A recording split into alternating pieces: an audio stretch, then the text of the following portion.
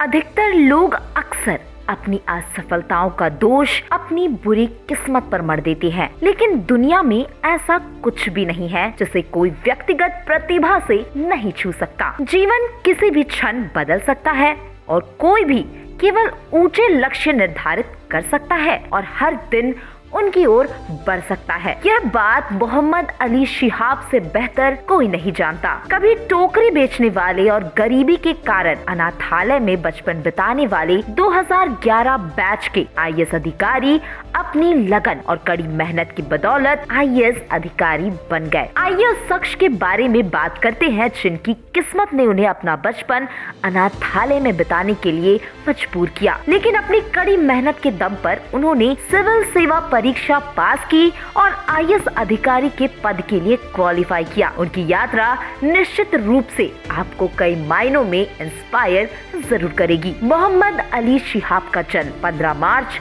1980 को केरल के मलप्पुरम जिले के एक दूर दराज के गांव एडवनपरा में गरीबी के अभिशाप के साथ हुआ था। घर की आर्थिक स्थिति ठीक नहीं थी, इसलिए छोटी उम्र में ही शिहाब ने अपने पिता कोरोथ अली के साथ पान और बांस की टोकरियां बेचना शुरू कर दिया। इससे किसी तरह घर चलाने में तो मदद मिली, लेकिन यह सहारा भी तब छिन गया जब 1991 में जब शिहाब 11 साल के थे, उनकी पिता की लंबी बीमारी के कारण मौत हो गई। शिहाब इतने छोटे थे कि वे खुद कोई काम भी नहीं कर सकते थे या अपने परिवार की जिम्मेदारी उठा सकते थे। उनकी पिता की मृत्यु के बाद 5 बच्चों के भरण पोषण की जिम्मेदारी उनकी माँ फातिमा पर आ गई। उनकी माँ ना तो पढ़ी लिखी थी और ना ही उन्हें कोई काम मिलता था जिससे वह अपने बच्चों की देखभाल कर सके। गरीबी के कारण उनकी माँ अपने बच्चों को खाना भी नहीं खिला पाती थी। गरीब माँ ने अपने बच्चों को कोझिकोड के अनाथालय में इस उम्मीद से रख दिया, कम से कम उन्हें वहाँ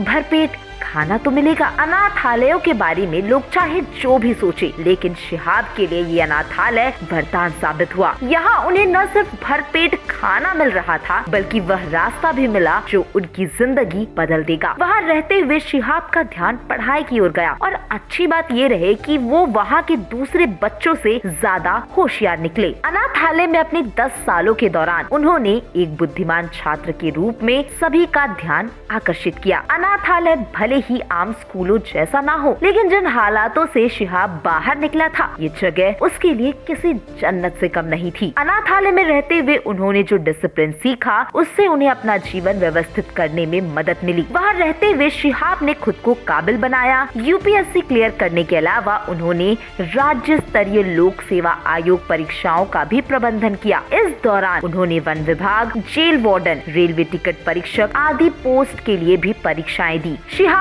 25 साल के थे जब सिविल सेवा परीक्षा देने का सपना उन्होंने देखना शुरू किया, लेकिन यूपीएससी परीक्षा देने से पहले शिहाब ने दूसरे क्षेत्रों में भी सफलता हासिल कर ली थी। उन्होंने एसएसएलसी परीक्षा अच्छे नंबर से पास की और इसके बाद एक सरकारी स्कूल में उन्हें शिक्षक की नौकरी मिल गई। इसके बाद उन्होंने प्रतियोगी परीक्षाओं की तैयारी शुरू कर दी। अपने संघर्ष के दिनों को याद करते हुए शिहाब कहते हैं कि जब वे अनाथालय में रहते थे तो देर रात तक वे पढ़ाई करते थे। बिस्तर की चादर के नीचे टॉर्च की धीमी हल्की रोशनी में वे पढ़ाई करते ताकि बाकी साथियों की नींद में खलल ना हो। इस संघर्ष के दिनों में शिहाब ने केरल जल प्राधिकरण में चपरासी, एक होटल में क्लर्क और मोटर ऑपरेटर के तौर पर भी काम किया। इसके बाद शुरू हुआ यूपीएससी की परीक्षा देने का सफर, लेकिन ये सफर भी इतना आसान नहीं था जितना आज लगता है। सिविल सेवा परीक्षा के पहले 2 प्रयासों में शिहाब को असफलता हाथ लगी, लेकिन उन्होंने हार नहीं मानी और कोशिश करते रहे। आखिरकार